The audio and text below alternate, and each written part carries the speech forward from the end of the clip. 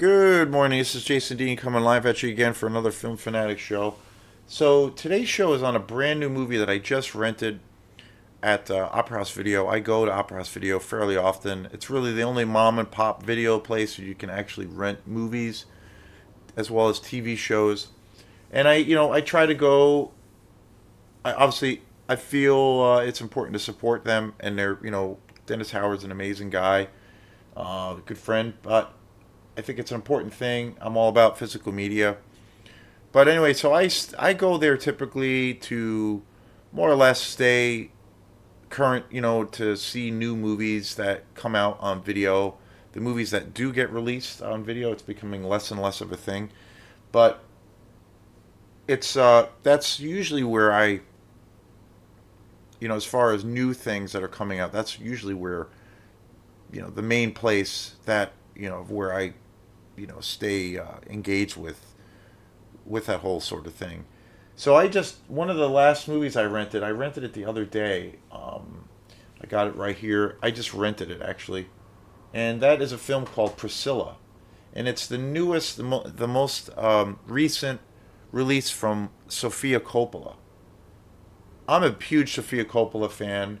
She has done, she's been around now for quite a few years. It's hard to believe. She's done some pretty awesome movies. The first movie she ever did is a film that I always thought was just I think it's kind of a masterpiece. I think it's probably the best film she's ever done, and that is The Virgin Suicides. They came out in 1999, which is long time ago. But that movie was just incredible. The music, it really introduced kind of this new style of filmmaking, where and Sophia Coppola, it was like an introduction to her style, and she has a very distinct style in her films. Her films are very rich, very lush. They're very colorful. They are also very quiet, contemplative. They're also kind of dark. They're also on the melancholy and sad side of things. There's a there's a I don't know, a certain kind of realism to a lot of her films. And Virgin Suicides, I think, is a masterpiece.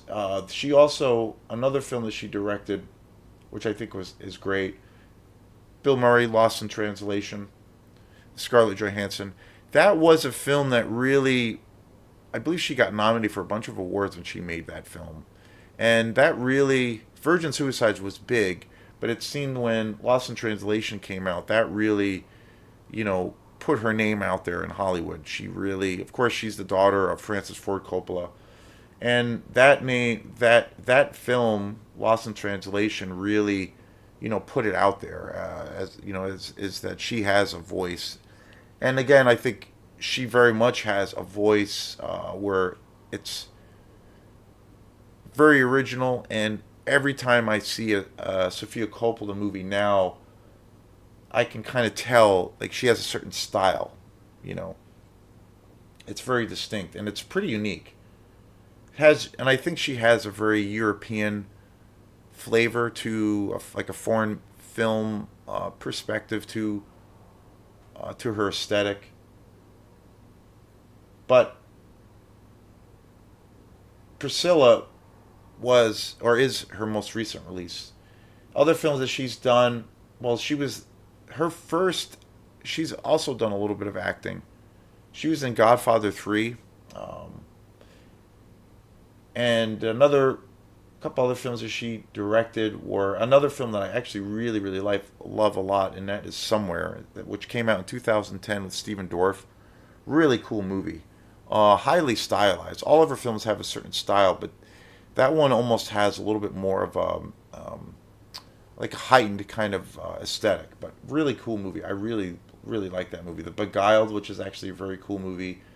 I remember seeing it. That came out in 2017.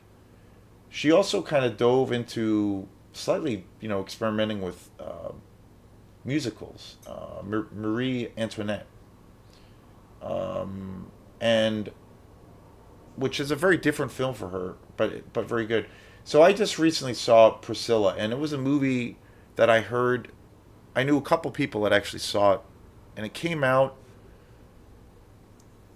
2023 technically. It was in theaters for a little bit, and it had been a while since she put out a movie, so I was kind of excited, fascinated with that subject matter, about Elvis Presley and kind of his legacy.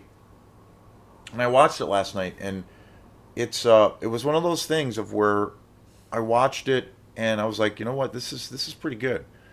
And I thought it was good. It kind of was one of those things where it felt good. It was like still settling in.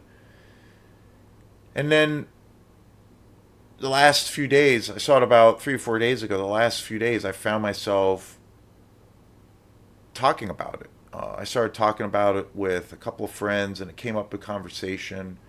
And I started feeling that I was thinking about the movie even more, and I was having even more conversations about it with people. And it's really good movie. Very well worth the wait because it's been a while since she has put out a movie. Beautifully shot. It's a period piece. It is, of course, about Elvis Presley and Priscilla Presley. It's really about their their relationship. You don't really see, which I thought was cool and original and unique. You don't really see Elvis the performer. It's really him in these quiet little settings with Priscilla and the dynamic of their relationship, the incredibly kind of strange circumstances on how they met, and it really is. It's a period piece, obviously, and it really gives you a sense of time travel. You really feel like you're being pulled back into that time, and beautifully shot, wonderful music. The design of the film is just really great. It's Sophia Coppola's films for the most part are kind of they're very melancholy and pretty dark in a lot of ways. I think a lot of the themes that she kind of focuses on is kind of just about our our really everyday ordinary experience as humans.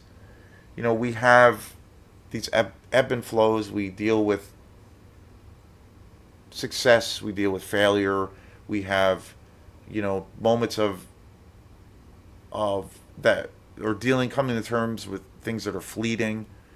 We have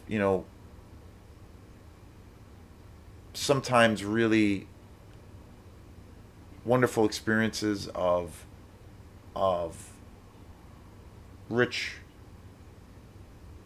things that happen in our lives. We also have to deal with tragedy, but there's always, I feel, there's the in between of all of these things. Like there's the kind of the regular everyday experience of what we experience as people, where not necessarily there's not necessarily all of these life changing things happen all the time. Kind of you're in this kind of gray melancholy state, and I think another director that focuses on that, where it's just like the ordinary kind of mundane existence that sometimes we live, Jim Jarmusch, of where you just focus on that kind of gray zone of just existing, and the the good things and bad things that come out that we experience.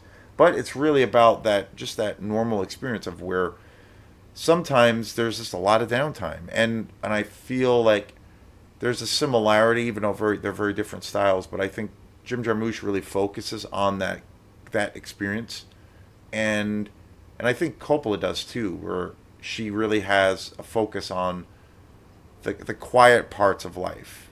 Things where things aren't always coming at us. We're not always moving and shaking. We're not always off to the races. There's a lot of quiet downtime, and so I feel like her films are kind of always in that reality. And her films can be very dark, and very sad. This film is a pretty dark film. It is pretty sad. It is not the most upbeat film, especially the ending, but very interesting. The thing that I found so fascinating about this movie was, well, really the dynamic of these two iconic characters meeting and how their relationship formed and kind of where things evolved. And Priscilla Presley is still alive. She did produce this film, and this movie is based on her book, her memoir. So, again, there could be liberties taken with the with certain things that might have happened to her. But the impression that I got was that this film is pretty accurate about her life and her experience and her experiences. But I remember, well, like when I first, well, when I watched this film, the thing that just stood out, where I was just like, wow, like what a different time. It felt like, okay, this was such a different time. It might as well have been a story that took place in a different universe. But like the idea of when, you know, Elvis was 24 years old, he had already been, his music career was already, you know, full bore. He was a pop star. He was, adored by fans. And then a few years in, he decided to become an actor, and he started starring in all of these films during that period. And he met Priscilla when she was 14, and so they started to court each other, and they started dating when he was 24 and she was 14. Just wild. What a wild dynamic that is. And when you think of where we are now, 2024, it's just so alien. And of course, that brings about so many complex things. This film really focuses on those things, um, and then on that kind of strange dynamic and how different things are. But very, very great, very cool. The cast is wonderful. The Of course, the direction is amazing. The music, and again, it deals with the quieter aspects of what that must have been like to experience.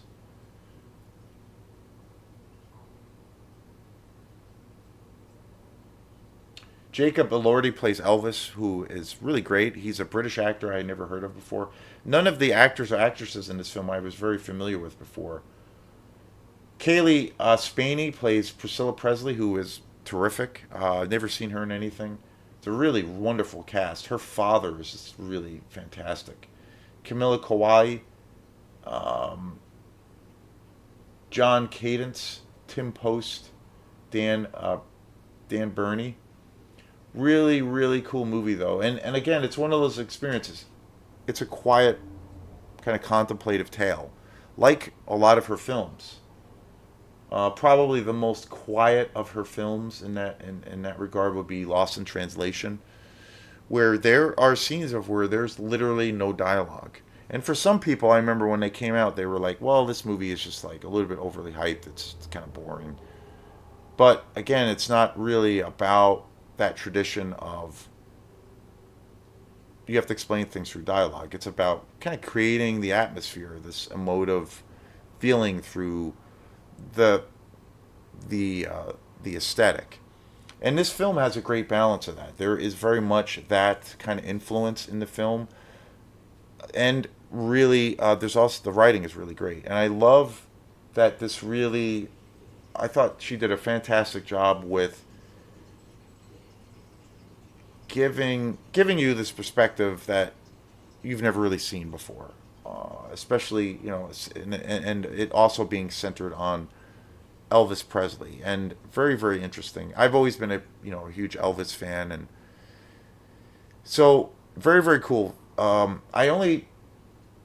got it on DVD. This would be a great film to have on Blu-ray. I think any of her films would be awesome on Blu-ray. I don't really own too many of her films. I think I've Lost in Translation on DVD. Oh, geez, and I don't think I have any of her other films even on DVD. But I'm a big fan of her work. I think she has a very unique style. She is, I don't know, very different than any other filmmaker. I love the pacing of her films. I love that they're quiet, but yet you're still getting lots of information. This film has that great combination. Very very cool. It just came out on DVD. It's probably available, online to watch or whatnot. But this would be a very cool film to see or to buy maybe someday on Blu-ray. She,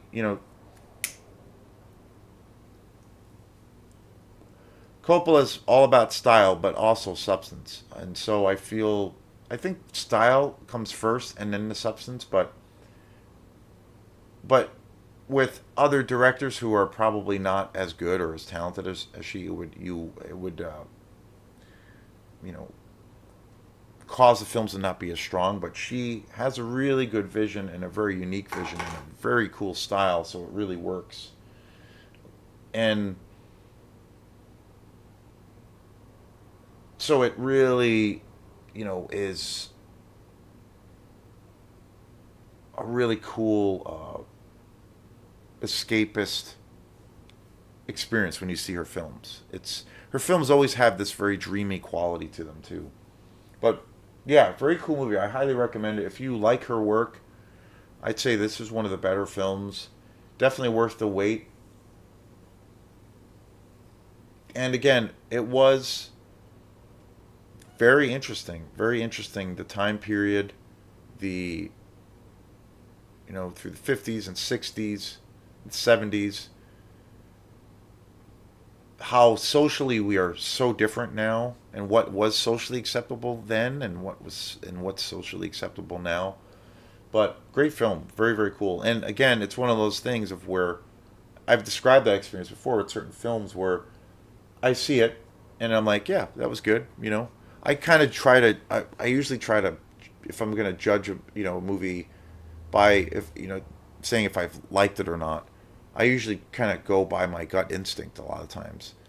And and again, there's always those situations of where you have a film where right away you're just like in it and you're fully immersed and you are just loving it. And then there's the experiences of where you can't make it all the way through because it's painful.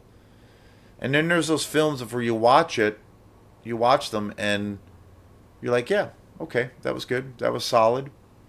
And then you start realizing, oh wow, I'm really thinking about this movie. And then as the days go by, you're thinking about it more and more. And sometimes art has that kind of way of seeping into you. Sometimes it takes a little bit of time to kind of like process certain things. And very cool film. I highly recommend it. So thanks again, and we will see you next time. Peace.